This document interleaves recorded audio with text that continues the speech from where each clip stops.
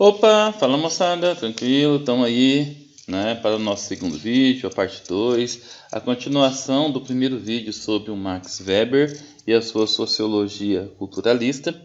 Nós vimos nesse primeiro vídeo a ação social, que é o objeto de estudo do Weber. Nós vimos ainda o contexto da sociologia dele, né, como que ela surgiu e como que a cultura é importante, como que as relações sociais são importantes. Então agora nós vamos estudar um pouquinho, né, fazer uma breve análise, evidentemente, né? Esses vídeos, a ideia deles é fazer uma breve análise, porque a sociologia ela é bastante complexa, esses pensadores são bastante complexos. A ideia agora é fazer uma análise sobre o Estado, fazer uma análise sobre a legitimidade do Estado, a racionalidade. E nós vamos começar falando um pouquinho das diferenças entre o Weber e o Marx, né? Então, ao contrário de Marx, Weber via as classes sociais como elementos importantes para a compreensão da realidade. Marx ele via que as classes sociais não eram tão importantes. Para ele, tinha apenas duas classes: a burguesia e o proletariado, né? E a ideia dele é que precisava haver uma luta de classe. Isso na visão do Marx, né?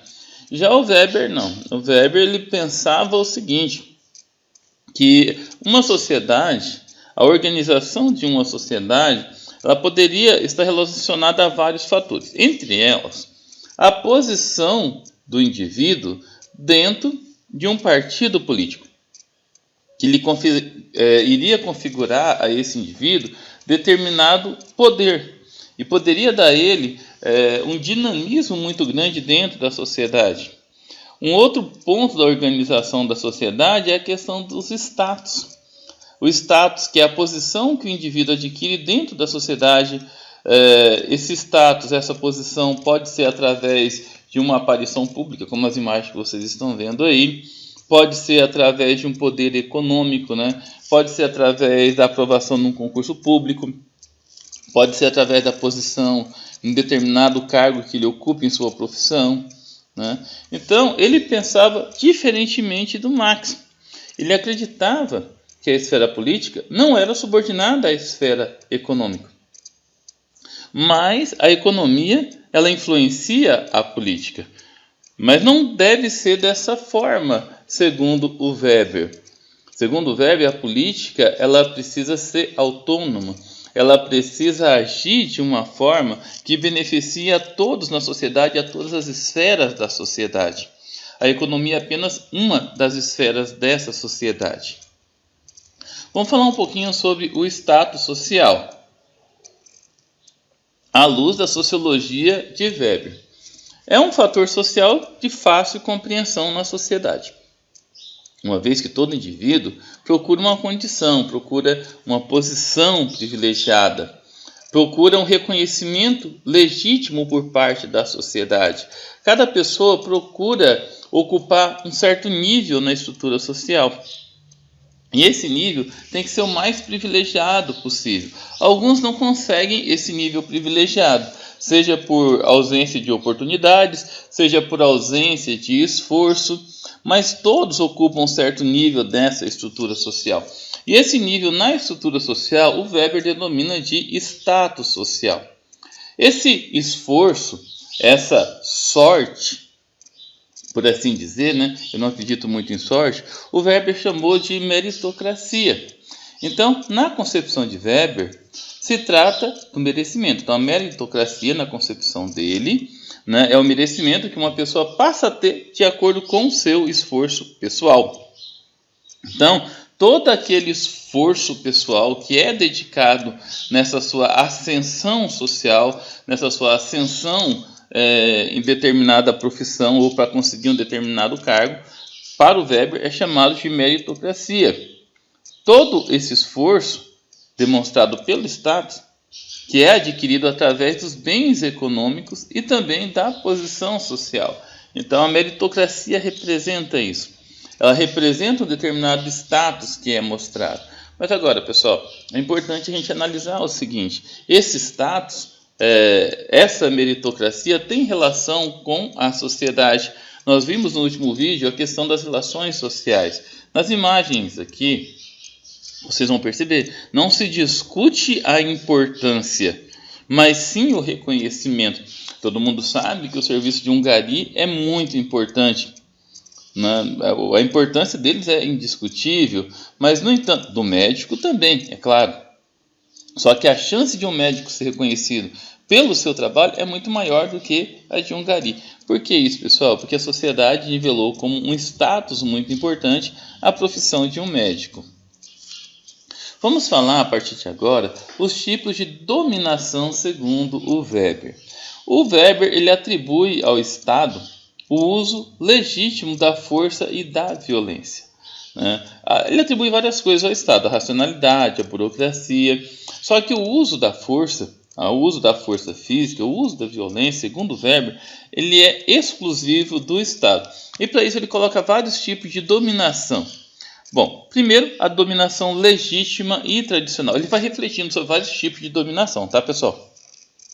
Essa primeira é definida pela tradição em obedecer, seja o governante, seja o patriarca, ou quem estiver em algum cargo de poder. E aqui, eu coloquei imagens mostrando o servo com o rei, que obedece porque tem esse hábito. O governante, aqueles que obedecem ao governante simplesmente por serem governo, por estarem na posição de poder. Aqueles que obedecem a uma autoridade religiosa simplesmente por ser uma autoridade religiosa. A esse tipo de dominação ele chama de dominação legítima tradicional. A próxima é a dominação legítima carismática. Ela é definida pela obediência do dominado aos poderes supostamente mágicos, extraordinários ou personalista do líder governante. Eu coloquei aqui uma imagem dos Cavaleiros do Zodíaco, a Saori, a Atena no desenho, ela é a reencarnação de uma deusa, então tem um poder mágico, tem toda uma mística, Trazendo para a nossa realidade, há aquelas pessoas, aqueles líderes, aqueles que acompanham acreditam que eles têm um certo poder, uma certa influência, e acaba seguindo esse líder, esse governante, por causa desse poder, dessa influência mágica, por assim dizer, que essas pessoas têm. É muito comum em comunidades muito religiosas, em estados muito religiosos. A dominação legítima, racional, legal. É aqui que entra o contexto do Estado. É definida pela obediência consentida a toda e qualquer situação em que se reconhece a validade de certos instrumentos normativos, como contratos, estatutos, leis, regras. É a situação do operário com o patrão, do funcionário com o empregador. Você tem que obedecer porque tem um contrato de trabalho, tem uma situação de normas da empresa. A situação dos governantes, então os governados, eles acreditam, nesse setor aqui, que aquele que está no poder, possui uma certa legalidade por estar lá. No caso do Brasil, a questão da democracia. E quem está lá vai agir com imparcialidade, vai agir de uma forma que obedeça àquilo que o cargo se propõe. A questão do direito. Já ouviram aquele ditado, mandado judicial não se discute, se cumpre, porque você tem a ideia que quem está nesse cargo, um juiz, um desembargador, ele vai cumprir todas as leis constitucionais. Então, pessoal, quando parte para leis, para ordem, para contratos, para estatutos, segundo o Weber, a gente está falando de dominação legítima, racional, legal. Coloquei aqui uma última imagem de militares. A obediência no setor militar também obedece a esse tipo de dominação. Vamos entender um pouquinho do uso da força pelo Estado. Para Weber, o Estado tem muitas características fundamentais. A racionalidade, a burocracia que precisa ser eficiente. Então, cabe ao Estado o monopólio legítimo da violência. Então, o Estado é o único que pode legitimamente utilizar a violência. Mas usar a violência como? Para a manutenção da ordem estatal. Seja em manifestações, seja em situações que tenham desordem pública, seja rebeliões de presídio. Enfim, são várias as situações em que o Estado precisa atuar. Então, quando você vê aí as Forças Armadas, vê as forças policiais, como as imagens que eu coloquei aqui nesse slide, entendam que é a presença do Estado que está ali para manter a ordem, né? O Weber ele também analisa um certo desencantamento do mundo. O mundo ele era muito assim, né, o cor-de-rosa, o azul, né, tinha todo o encantamento, que todo mundo era do bem. Essa imagem de mundo perfeito, essa imagem de mundo todo certinho, né, que foi propagado pela ideia de paraíso, pelas religiões, né, na análise do Weber, ele cai por terra. Porque toda essa magia de mundo perfeito que foi propagado pela religião é trocado pela ética. E a ética, como nós sabemos, né, pessoal, na filosofia a gente estuda bastante a ética, aquele conjunto de normas pessoais que é colocado na sociedade. Então não adianta um mundo perfeito se ele não for ético. Então nós seguimos essas regras porque nós sabemos que é melhor para a sociedade, mesmo que muitas vezes a gente não venha a concordar com ela. Outra coisa que acabou com o encantamento do mundo, né, promoveu o desencantamento, foi a importância da ciência. A ciência ela evoluiu de uma forma que melhora a vida das pessoas, mas por outro lado, né, o desenvolvimento tecnológico causou vários problemas, né? Agora nós estamos passando pela crise aí do coronavírus, mas além dessa crise aí, vocês tiveram vários problemas no decorrer da história por conta da evolução da ciência, né? As muitas formas de obsolescência programada, de desemprego, tudo isso foi acontecendo por causa da evolução da ciência. E por causa dessa evolução há um desencantamento do mundo, né? Vamos entender rapidamente sobre a estratificação social na visão do Weber. Então, segundo ele, na concepção weberiana, existem 3 dimensões distintas de sociedade: a econômica, a social e a política.